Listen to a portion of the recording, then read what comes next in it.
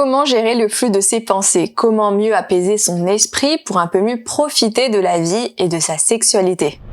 Bonjour, aujourd'hui je vous propose de vous partager une méthode en 5 étapes que j'utilise personnellement depuis assez longtemps pour vous dire qu'elle est vraiment efficace. Alors je vous préviens, on va pas parler de méditation, de techniques d'écriture ou de techniques de respiration, parce que même si ces techniques sont vraiment très intéressantes pour calmer son esprit, le problème, je trouve, c'est que ça ne va pas assez en profondeur. Pour que vous puissiez bénéficier au maximum de la méthode que je vais vous partager, il faut d'abord comprendre la façon dont fonctionne notre esprit. Pour moi, il y a 2 systèmes à l'intérieur de nous. Le premier est un système que j'appelle de connaissances intellectuelles. Ce sont les connaissances qu'on acquiert, par exemple, à l'école, dans des formations, dans des livres ou dans des documentaires. Et le deuxième système, je l'appelle le système de connaissances expérientielles. Ce système rassemble les croyances et les connaissances que nous intégrons sur la base de nos expériences, au travers de nos 5 sens. Il peut bien sûr arriver que les connaissances du système expérientiel soient en adéquation, soient en cohérence avec les connaissances du système intellectuel et vice-versa.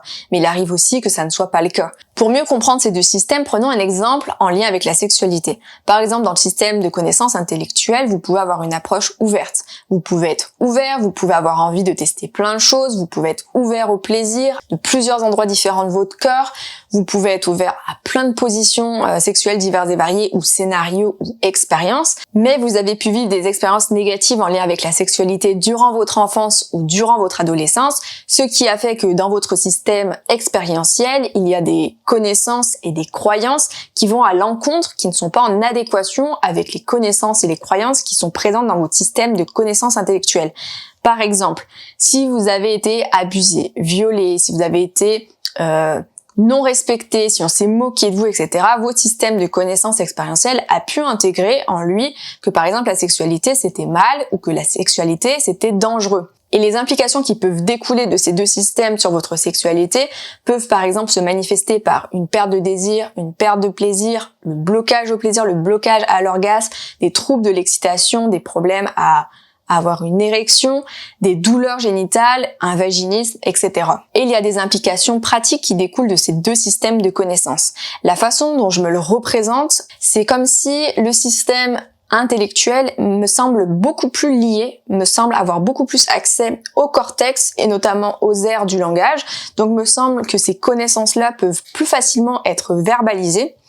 Mais le système expérientiel, moi la façon dont je le localise, c'est plus à l'intérieur du crâne, au niveau des structures sous-corticales, parce qu'il me semble qu'il a beaucoup plus d'influence sur les phénomènes physiologiques. Par exemple, les sensations, ou tous les processus automatiques, par exemple l'érection, etc., le plaisir, l'orgasme, l'excitation. Dans le vaginisme, il y a les muscles qui se bloquent automatiquement. Donc ça peut être en lien avec des croyances et des connaissances du système expérientiel qui viennent bloquer, qui viennent agir sur les processus physiologiques de la sexualité. Et je pense que beaucoup de nos pensées automatiques, de nos pensées négatives, notamment celles avec lesquelles nous ne sommes pas en adéquation, celles avec lesquelles on ne comprend pas pourquoi elles sont là parce qu'elles ne nous ressemblent pas, eh bien je pense que c'est typiquement parce que ce sont des pensées qui viennent du système expérientiel. Le fait d'imaginer qu'il y a un système de connaissances intellectuelles qui est en parallèle avec un système de connaissances expérientielles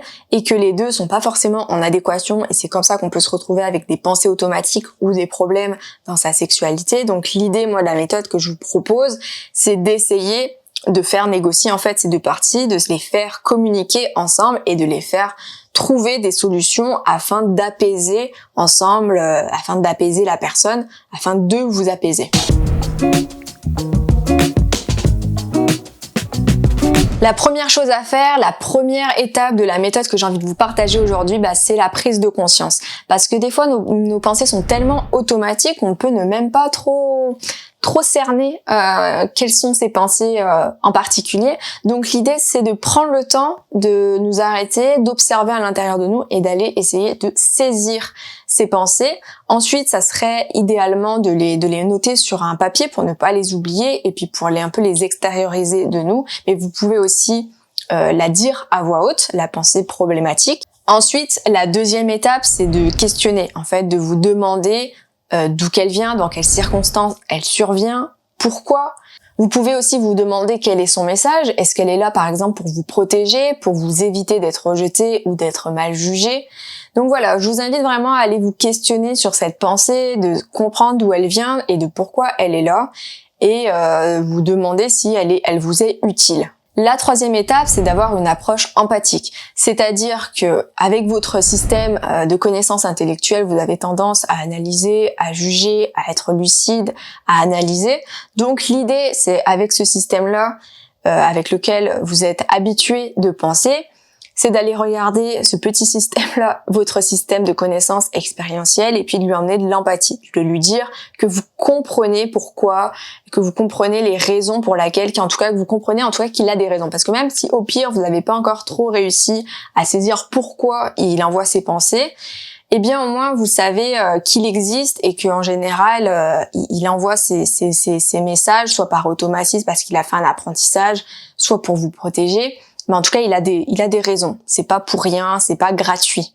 Avec la quatrième étape, on va commencer à apaiser le système. Donc l'idée, ça serait de libérer vos tensions. Donc ce que vous pouvez faire, c'est de vous dire à vous-même, de dire à votre système nerveux, écoute, donc cette pensée, par exemple, je suis incompétent ou je vais pas y arriver, elle me fait chier. Et donc ce que je te propose, c'est qu'on mette tout ça à plat, qu'on évacue un peu tout ce qui est associé à cette pensée, aux événements qui ont pu faire qu'on en soit arrivé à avoir ces pensées-là automatiques et anxiogènes. Donc ce que vous pouvez faire, c'est lui dire, je vais te donner l'espace pour que tu évacues toutes les tensions que tu as en lien avec cette expérience-là, avec ces pensées-là. Pour libérer vos tensions, vous pouvez sauter, vous pouvez faire des pompes, vous pouvez courir, vous pouvez vous étirer, vous pouvez rire, vous pouvez pleurer, vous pouvez faire à peu près tout ce que vous voulez. L'idée, en fait, c'est vraiment d'utiliser votre corps pour faire évacuer les tensions en lien avec les expériences qui ont été vécues et qui ont abouti, qui ont emmené ce type de pensée. Donc l'idée ici, c'est vraiment de bouger, d'utiliser votre corps, mais avec une intention. C'est pas juste de faire du sport pour faire péter les scores ou pour vous aérer la tête. Bien sûr, c'est intéressant, mais si vous voulez travailler en profondeur, c'est vraiment d'avoir cette intention de se dire, là, cette pensée-là, ou là, ce problème-là que j'ai dans ma sexualité ou ailleurs, j'aimerais qu'on puisse s'en libérer, donc je te donne l'espace pour que tu puisses évacuer tout ce que tu as à évacuer avec tout ça, parce que évacuer tout ça va permettre de faire de la place pour la cinquième étape. La cinquième étape, elle est super importante. C'est la reconstruction avec vos valeurs, avec vos objectifs, vos envies. Évidemment, prenez des objectifs réalistes parce que sinon, ça ne marchera pas. Donc, si par exemple, vous voulez avoir plus de plaisir ou vous voulez refaire vivre le désir, par exemple, c'est de lui dire, s'il était là pour vous protéger, c'est de lui dire, aujourd'hui, je ne suis plus en danger. Aujourd'hui, je suis en sécurité. Aujourd'hui, tu peux te sentir pleinement en sécurité, je vais te donner la place pour que tu te sentes en sécurité. Aujourd'hui, je suis en sécurité pour telle ou telle raison. Vous donnez les raisons dans votre présent qui vous indiquent que vous êtes en sécurité, que du coup votre système n'est plus obligé de bloquer des processus physiologiques. Si votre système considérait par exemple la sexualité c'était mal ou que vous étiez nul, eh bien vous allez vous valoriser, vous allez associer la sexualité à des mots positifs. Par exemple, vous pouvez vous dire que la sexualité, non, ça peut être une belle expérience. Certes, parfois, malheureusement, on peut avoir des mauvaises expériences, mais ce n'est pas la norme. On peut aussi avoir des très très belles expériences et c'est ça qu'on veut aujourd'hui. Pour récapituler, on peut conceptualiser notre esprit comme étant constitué de deux systèmes indépendants qui parfois sont en phase et parfois non. Ces deux systèmes, c'est le système de connaissances intellectuelles, en tout cas moi c'est comme ça que je l'appelle, et le deuxième système, c'est le système de connaissances expérientielles. Pour permettre à ces deux systèmes de se comprendre et de négocier ensemble, il y a 5 étapes à la méthode que je vous propose aujourd'hui. La première, c'est la prise de conscience, c'est d'aller essayer de saisir les pensées ou les choses qui sont problématiques en vous. La deuxième étape, c'est de questionner dans quelles circonstances ces pensées ou ces problèmes surgissent et de vous demander éventuellement aussi dans quelles circonstances de vie, dans quel événement ces problèmes-là ont pu prendre racine. C'est aussi vous demander le message de ces pensées ou de ces émotions ou de ces manifestations physiologiques. Est-ce que c'est pour vous protéger? Est-ce que c'est pour anticiper quelque chose qui a pu un jour vous arriver? Est-ce que c'est pour éviter une situation que vous avez pu vivre dans le passé et que votre système ne veut pas que vous ayez à la revivre, donc qui bloque? Ou est-ce que tout simplement c'est parce qu'il est juste habitué, ça fait des années qu'il pense, qu'il fonctionne de cette façon et du coup c'est juste une habitude qui est ancrée et que vous devez dénouer pour la remplacer par quelque chose de plus bénéfique pour vous. La troisième étape, c'est d'apporter de l'empathie, c'est de vous comprendre, de dire à votre système expérientiel que vous connaissez maintenant son existence et que vous le comprenez.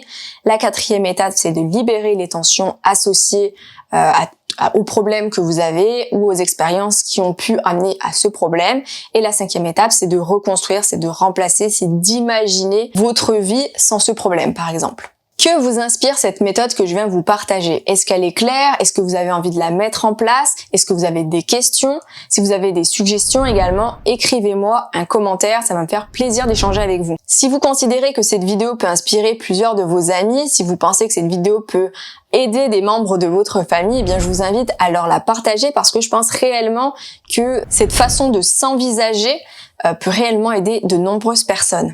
Évidemment, cette méthode fonctionne si on l'utilise avec régularité. Si vous avez des difficultés dans votre vie actuellement, je vous conseille de l'utiliser tous les jours ou sinon plusieurs fois par semaine. Si vous avez envie de recevoir des vidéos en lien avec la sexualité ou la psychologie, je vous invite à vous abonner à ma chaîne YouTube.